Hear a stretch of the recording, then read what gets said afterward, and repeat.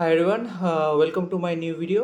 और आज हम लोग Zaggle prepaid ocean service limited का जो Q4 का रिजल्ट आया है उसके बारे में डिस्कस करेंगे।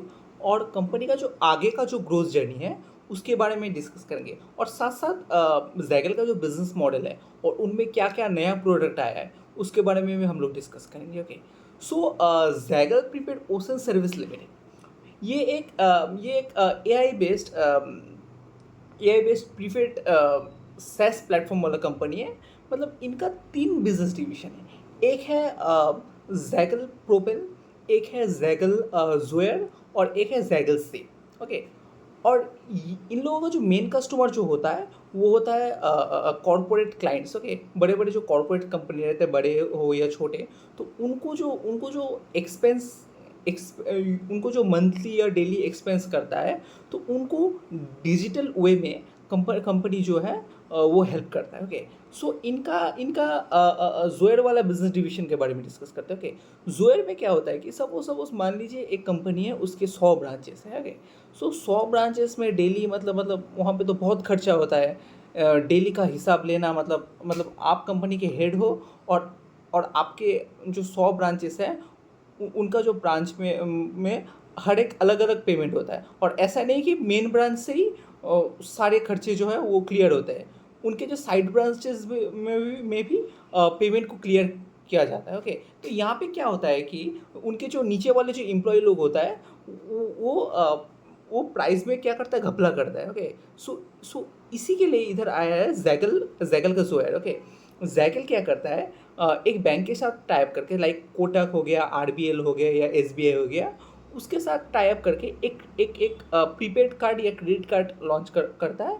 और कॉरपोरेट के साथ टाइप करता है, और कहता है कि मतलब कि हमारा जो क्रेडिट कार्ड है या वो जो कार्ड है वो आप अपने अपने एम्प्लॉयज़ को दो। और जो भी खर्चा है वो वो अप वो जो वो हमारे कार्ड के थ्रू करवाओ। ओके, और ये कार्ड के थ्रू करवाने से क्या होगा, जो कहाँ कहाँ जो खर्चा हुआ है, हर एक जगह पे अलग अलग जगह पे जो भी खर्चा हुआ है वो आपको एक जगह के एक प्लेटफॉर्म फॉर्म पे दिख जाएगा। ओके, एक ऐप पे दिख जाएगा, और वो भी पाई चार्ट के हिसाब से, और वो भी एआई जनरेटेड होगा। ओके, सो यहाँ पे कंपनी का क्या फ़ायदा होता है, ये जो घपला होता है प्राइस का, या जो भारी नुकसान हो जाता है हर एक कॉरपोरेट्स का, ये वहाँ पे नहीं होगा। Okay, on the other hand यहाँ पे जैगल पैसा कैसे कमाता है। जैगल क्या करता है कि जोयर को मतलब सपोज कोई कंपनी में 1,000 एम्प्लॉय है। सो आपको 1,000 एम्प्लॉय का पैसा पर पर्सन हिसाब से पैसा नहीं देना पड़ेगा। आप अगर 100 एम्प्लॉय को ये प्रोडक्ट देना चाहते हो तो आप 100 एम्प्लॉय का प्रोडक्ट आप दे सकते हो। और ये प्रोडक्ट में कंपनी जो चार्ज करता है वो ₹250 पर पर्सन चार्ज करता है। ओके, सो ऐसे हो गया ये। और ऑन दी अदर हैंड जब पेमेंट करता है, ओके, पेमेंट करने के बाद भी तो एक कार्ड से 2% का कंपनी को प्रॉफिट होता है। अगर आप इंटरनेशनल ट्रांजेक्शन करो या कोई भी आपके वेंडर को पेमेंट करो, ओके, 2% का ट्रांजेक्शन होता है। तो 2% का जो प्रॉफिट बैंक को मिलता है, वो 2% में 1.8% जो है वो बैंक जो है वो जैगल को दे देता है। ओके, और बैंक 0.2% चार्ज लेता है। ओके, अभी बैंक 0.2% चार्ज क्यों लेता है? ओके, एक सेकेंड। यहाँ पे बैंक 0.2% क्यों लेता है? क्योंकि देखो, बैंक को ना कुछ भी करना नहीं पड़ रहा है यहाँ पे। बैंक को बैठे-बैठे कस्टमर मिल रहा है।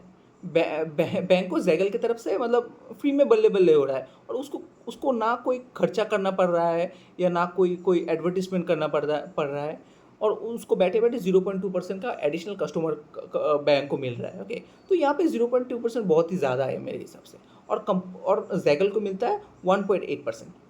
ऑन दी अदर हैंड ये हो गया कंपनी का एक बिजनेस डिवीजन। और कंपनी को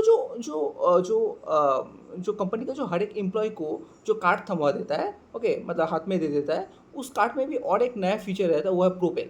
प्रोपेल में क्या करता है कि नए नए गिफ्ट कार्ड्स होता है, वो भी जैगल की तरफ से।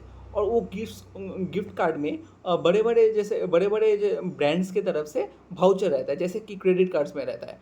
और एक मतलब गिफ्ट कार्ड में क्या होता है कि अगर कोई गिफ्ट कार्ड का प्राइस 3000 हो, तो वो 2,000 रुपये में वो जैगल अवेलेबल करवाता है, या 10 to 20% डिस्काउंट में जैगल को मिल जाता है। और यहाँ पे एक और नया बिजनेस कंपनी को हो रहा है। ओके, मतलब आप एक कंपनी के एम्प्लॉय को जोयर वाला प्रोडक्ट सप्लाई कर रहे हो, तो उसके साथ साथ कंपनी क्या करता है, प्रोपेल वाला को भी क्रॉस सेल करवा देता है। ओके, सो यहाँ से कंपनी को क्या होता है कि बैठे बैठे एक ऑपरेटिंग लेवरेज का चांसेस ज़्यादा होता है। ओके, ये हो गया कंपनी का दो business division. On the other hand एक और नया बिजनेस जो है वो है सेव। ओके, सेव में क्या होता है कि कंपनी को हर एक कंपनी को हर एक कंपनी के एम्प्लॉयज़ को मार्केटिंग के लिए डिफरेंट डिफरेंट एरिया में ले जाया जाता है। ओके, तो वहाँ पे क्या करता है कंपनी जो है एक नॉमिनल फीस देता है। और कभी कभी क्या देखा जाता है कि ये जो मार्केटिंग के बंदे जो होता है, वो सपोज वो लोग कोई कोई फ्लाइट में गया था, या कोई कोई रेस्टोरेंट पे गया था, तो वहाँ पे बिल है 2,000, वहाँ पे 3,000 रुपये दिखा देता है, या प्राइस को बहुत इन्फ्लेटेड रूप में दिखा देता है। ओके, तो और कभी कभी तो ऐसा भी होता है कि मतलब पुराने बिल्स जो है उसको नया रूप से चलवा देता है, मतलब बहुत ही घपला घपला के ऊपर घपला होता जा रहा है। ओके, तो यहाँ पे भी सेम चीज़ है कि यहाँ पे कॉर्पोरेट क्या करता है कि हमारा जो कार्ड है वो उसके थ्रू आप जो है एक्सपेंस करो, और यहाँ पे कहाँ कहाँ पे कौन से ब्रांच में और किसने कितना एक्सपेंस किया है, वो सब एक जगह कंपनी को मिल जाता है, और कंपनी का जो ये फुल डेटा जो है एक जगह कंपनी को मिल जाता है, और कंपनी को जो है बिजनेस चलाने में, आगे रन करने में बहुत ही हेल्प होता है। सो ये एक कंपनी का और एक नया business division. On the other hand broom नाम का भी एक और सर्विस आया है, उससे भी कंपनी को जो है और मतलब ग्रो करने का और चांसेस है। ऑन दी अदर हैंड ये तो एक चार बिजनेस डिवीजन आएगा, और एक नया बिजनेस में कंपनी एंटर करने जा रहा है, वो है फ्लीट मैनेजमेंट। मतलब फ्लीट मतलब क्या है, वो ट्रक बसेस जो होता है, वहाँ पे क्या होता है, एक कंपनी का मान लो बहुत सारा फ्लीट सर्विसेज है।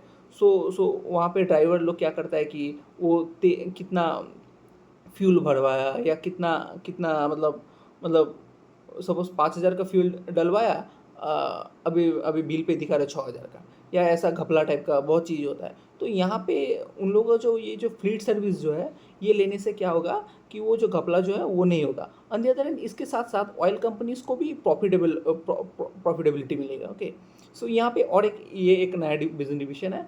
On the other hand company जो है इंटरनेशनल पेमेंट सर्विस में भी आ रहा है, UPI based international payment service, जहाँ पे कोई भी कॉरपोरेट कंपनी हो ईजीली मतलब बहुत ही नॉमिनल रेट पे जो है इंटरनेशनल क्लाइंट्स को पेमेंट कर पाएगा। अपना जो वेंडर रहता है इंटरनेशनल वे में, वहाँ पे भी पेमेंट इजीली कंपनी कर पाएगा। ओके, सो ये वाला भी एक नया बिजनेस डिवीजन कंपनी का है। On the other hand company का ये तो हो गया organic business model. Okay, organic के बाद भी इनऑर्गेनिक कंपनी ने एक्विजिशन किया है। कंपनी ने मोबाइल वेयर टेक्नोलॉजी में इन्वेस्ट किया है, वो भी शायद यूपीआई बेस्ड कुछ है, मुझे उतना मतलब मुझे नॉलेज नहीं है। रिसेंटली कंपनी ने डाइस एंटरप्राइजेस और ग्रीन एज एंटरप्राइजेस नाम का दो सब्सिडरी को एक्वायर किया है। ओके, और कंपनी का मानना है कि वो जो FY25 में जो कंपनी ने रेवेन्यू करके दिखाया है, FY26 में वो दोनों का जो है एबिटा पॉजिटिव हो जाएगा, और वहाँ पे जो रेवेन्यू किया था उससे भी डबल हो जाएगा। ओके, सो कंपनी ओवरऑल जो है कंपनी का मैनेजमेंट का कहना है कि टोटल कॉर्पोरेट का सिर्फ 7% जो है ये सैस प्लेटफॉर्म या ये जो सॉफ्टवेयर वाला जो प्लेटफॉर्म है ये यूज़ करता है। सो ये ओवरऑल इंडस्ट्री जो है इंडिया के लिए भी जितना नया है, विदेशों के लिए भी उतना ही नया है। ओके, और अमेरिका इसका बहुत बड़ा एक मार्केट है। सो कंपनी ट्राई कर रहा है कि अगले 1.5 से 2 साल में कंपनी वो यूएस वाला मार्केट में भी एंट्री करे थ्रू सब्सिडरी। ओके, कंपनी चाह रहा है कि हम लोग एक सब्सिडरी खरीदें, और वहाँ पे सब्सिडरी के थ्रू वहाँ पे अपना बिजनेस को रन करवाए। सो आगे जाके ये वाला जो प्लेटफॉर्म है, ये वाला जो बिजनेस डिवीजन है, यहाँ पे बहुत बड़ा एक मार्केट क्रिएट होने जा रहा है, क्योंकि ये मार्केट जो है वो बहुत ही नया है। ओके, और कंपनी का मैनेजमेंट का कहना था कि सिर्फ जोयर वाला डिवीजन में भी 500 बिलियन का जो मार्केट है वो खाली पड़ा है, और इसको कैटर करने के लिए और ज़्यादा मतलब कंपनी को एफर्ट डालना पड़ेगा। 500 billion, can you imagine it, 500 billion. Okay, और कंपनी कह रहा है कि हम लोग बहुत ही जल्दी मतलब 3 से 4 साल के अंदर 7.5 मतलब 1 बिलियन का रेवेन्यू कंपनी अचीव कर लेगा। सो जस्ट सोचिए, मतलब यहाँ पे पॉजिटिव चीज़ भी ज़्यादा है। ओके, और मैं सिर्फ यही बोलना चाहूँगा, nothing is by and cell recommendation. Okay, यहाँ पे जैसे जैसे कंपनी में कुछ पॉजिटिव चीज़ें भी हैं, वहाँ पे नेगेटिव चीज़ें भी है। ओके, और इन्वेस्टमेंट करने के दौरान, करने से पहले अपना जो फाइनेंशियल एडवाइज़र है उसके साथ एक बार डिस्कस कर लीजिए, और ये कोई बाय एंड सेल रिकमेंडेशन है। Okay, thank you so much.